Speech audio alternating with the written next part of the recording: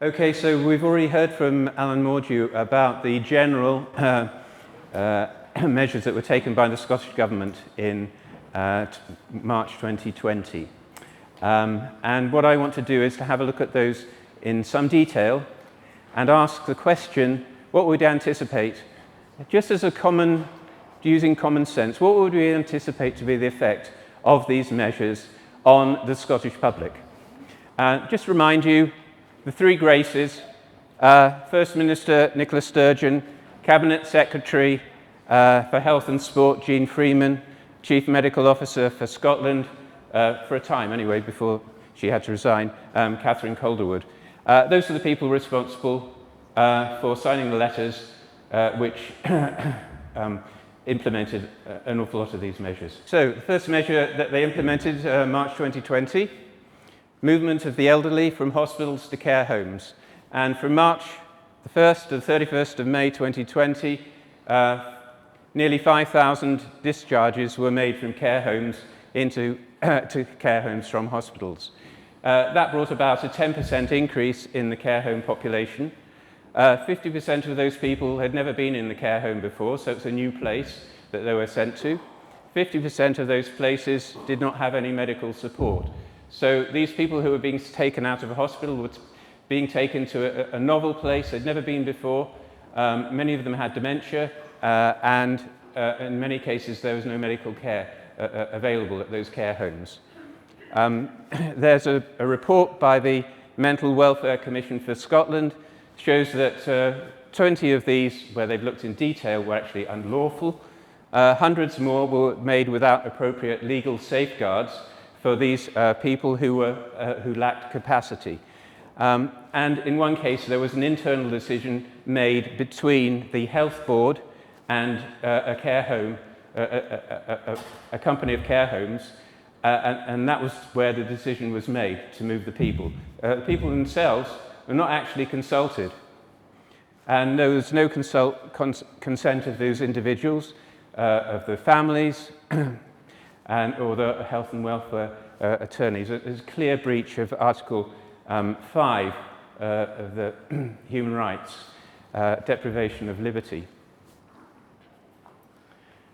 Now, what would we anticipate, just as people in the general public, to occur as a consequence of this? Well, we would expect actually a lot of these people who no longer had medical care, and they were in places where they were understaffed, we would expect an increase in the rate of death of these people. And indeed, these people have actually been followed, and within a month, 1 in 7 of them had died. It's about 7 times the expected rate of death. And by 3 months, 1 in 4 of them have died, about 4 times the expected death rate. So that's what we would have anticipated, just as members of the general public understanding about how you look after elderly people. Second thing that was done was that there was a cessation of visits and extreme isolation placed on people who were in care homes. So in a care home, there's usually ongoing medical treatment that people receive, and recreation, social support to enliven their lives. People not going into care homes meant there was no scrutiny of what happens. I've got my mother-in-law is in a care home at the moment, and I understand how important it is for families to go in and see that their loved ones are being looked after properly. That was taken away. There was no scrutiny of what was going on in those care homes. Often people were confined to their rooms, virtual solitary confinement, for 14 days. And all of the emotional, practical support provided by families was totally cut off from those people in care homes. And often their routines, which are incredibly important if you have dementia, routine is really critical, that was destroyed. And what would we expect? A rapid decline in the physical and mental health of those people, and a huge increase in death rate. So, just from simple first principles, we can understand that these are really harmful measures that were implemented. What else happened? Well, there were changes to the way in which medical certification of cause of death was put in place. Complete reduction in rigour. All that was needed at these times was that the doctor had to be seen the patient remotely within the last 28 days. They didn't have to see them in person to sign a medical death certificate.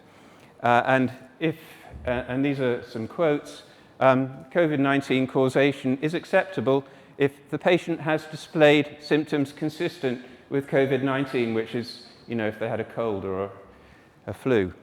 And COVID-19 causation is acceptable if you recorded a positive result, a non-diagnostic test, as I've explained, within 28 days of death. So what would you expect? A massive inflation of so-called COVID deaths, and actually a massive reduction in deaths from other causes because people were dying of something else, but they were put down as dying from COVID.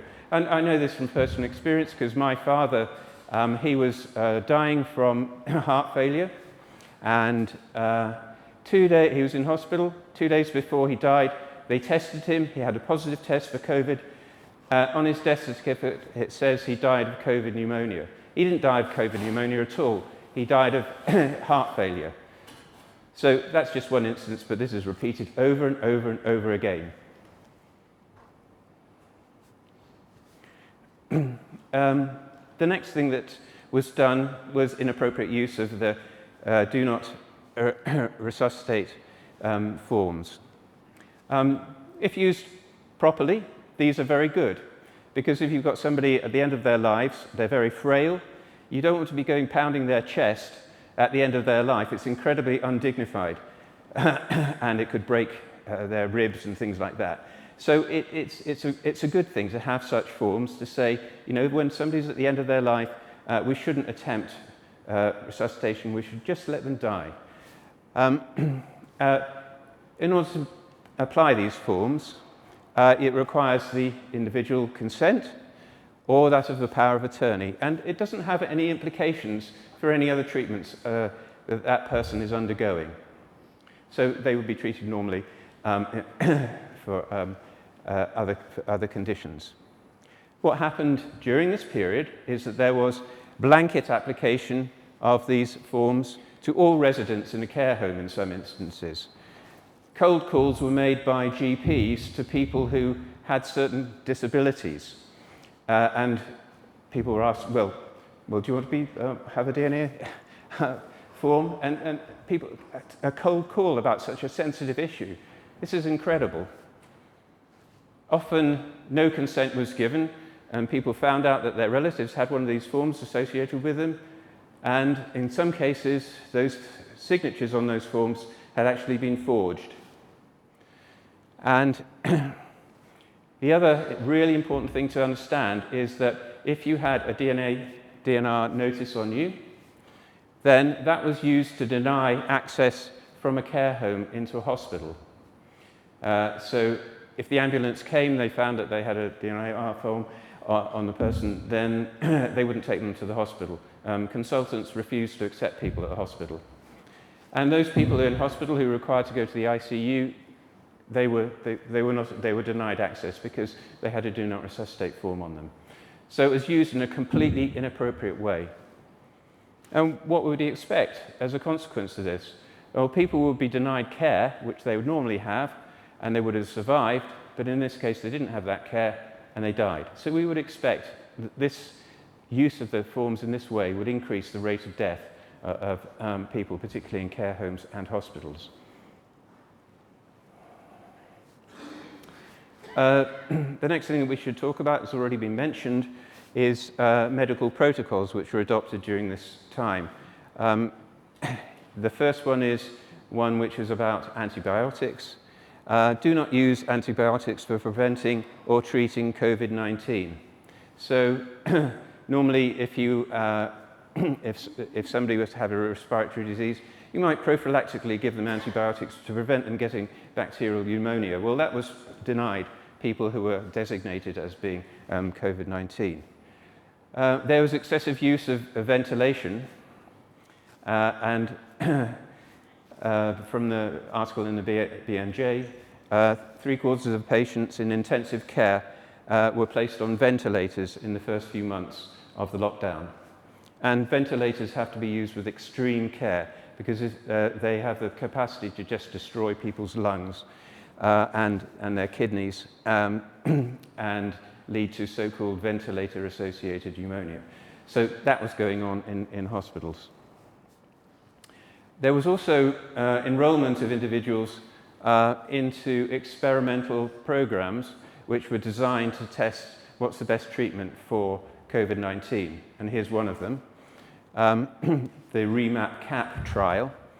And here the patient would be allocated at random to a particular treatment. They weren't given a treatment that was appropriate for them.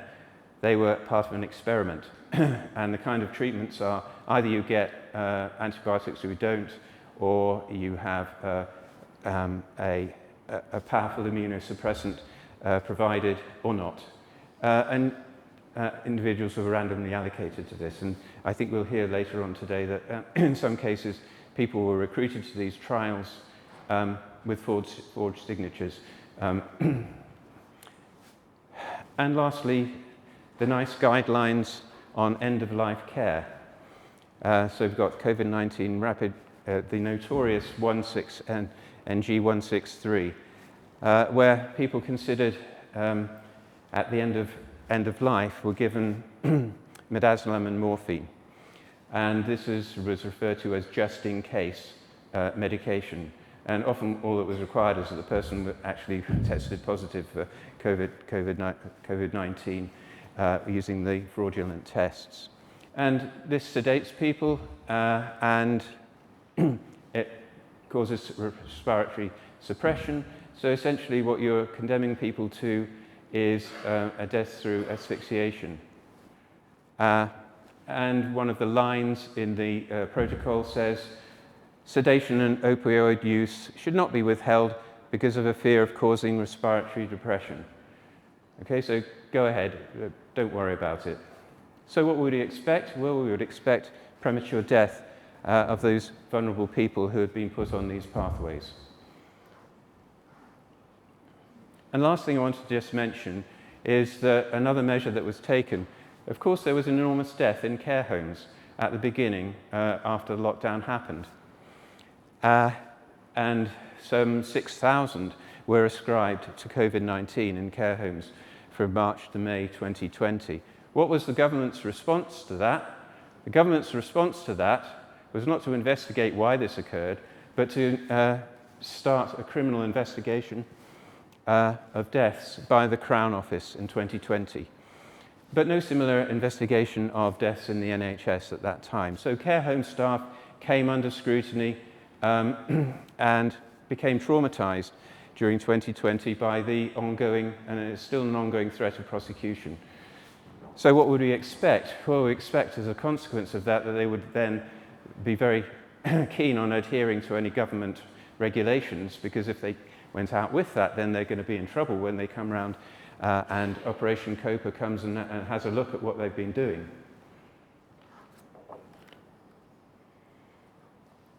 So just a reminder, there's enormous care home deaths. How did it used politically? These deaths are used politically to say that COVID is a really serious disease because all these people are dying of it. And we know who did that. Okay, so what are the anticipated effects of all these measures that are put in place by the Scottish Government? Massive increase in death in care homes through neglect, through isolation, withholding of medical treatment, application of inappropriate, just-in-case life-ending medication. Mislabeling of these deaths as COVID deaths, creating the illusion that COVID is a deadly disease, especially for the elderly, and then the generation of fear of COVID in the general population and the medical community. And I think that, to a large extent, accounts for the willingness of the general population to accept absolutely absurd and harmful restrictions, and those in the caring community and the medical community to abandon a lot of their ethical codes.